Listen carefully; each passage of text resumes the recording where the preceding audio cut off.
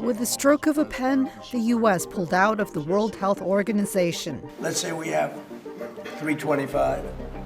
They had 1.4 billion. They were paying 39 million, we were paying 500 million. It seemed a little unfair to me. And the 2016 Paris Agreement. We will drill, baby, drill. In response, China has reaffirmed its commitment to both the WHO and to combating climate change. 世界卫生组织作用只应加强，不应削弱。中方将一如既往地支持世界卫生组织履行职责。中方对美方宣布将要退出巴黎协定表示关切。气候变化是全人类面临的共同挑战，没有一个国家能够置身事外。 But while China has doubled down on its commitments, is it prepared to fill the void left by the U.S. in the areas of global health and climate change? Let's start with the WHO. The U.S. is the biggest financial donor to the UN Health Agency, contributing around 14.5% of its budget. U.S. funding is crucial for the organization's day-to-day operations around the world. China, on the other hand, contributes only 0.35% of the WHO's budget. And while Trump immediately signed a decree to pull the U.S. out of the WHO, it'll take a full year for the withdrawal to take effect. It will be incumbent on the World Health Organization to avoid pandering to Trump over the next 12 months, hoping to curry favor and perhaps prevent that final U.S. withdrawal. In short, the World Health Organization will need to avoid trying to partner with Trump's agenda, which may include trying to hold China responsible for the outbreak.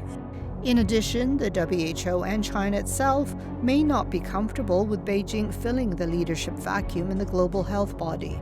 Would the WHO welcome that leadership? And here I don't simply mean whether the WHO would continue to make a play for Trump's support, but whether other member countries will be comfortable with such developments. I think China is loath to impose leadership in a way that directly undermines the multilateral system it aims to support. We also see them in organizations that China has played a de facto leadership role, like the Shanghai Cooperation Organization and BRICS, where you will consistently see that China, at least officially, denies that its position of leadership is larger or more significant than other members. But China has stronger credentials in the climate arena. The Paris Agreement, signed and ratified by the EU and 194 states, aims to drastically cut carbon emissions and limit global warming well below 2 degrees Celsius.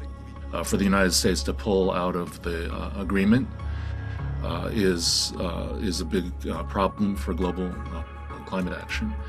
And so the rest of the world will continue, and it offers a chance for China to really step in to say that it is continuing on the road of climate action. The U.S. and China are the world's largest carbon emitters.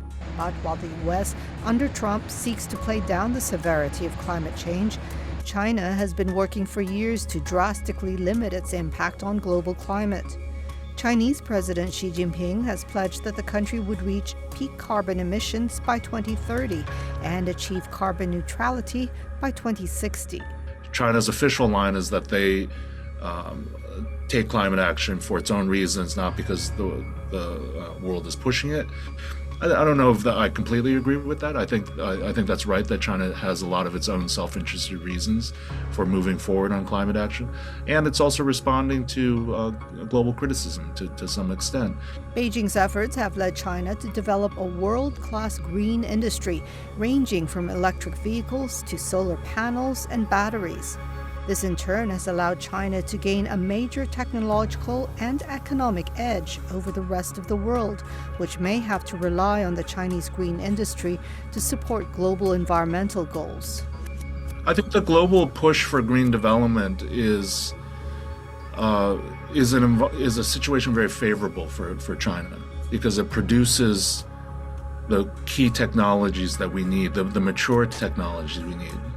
So solar and electric vehicles in particular, right? Batteries, Europe is taking a different approach than the United States. It's being a little more pragmatic. The global south is at risk, a greater risk from climate change or failing to develop at this point.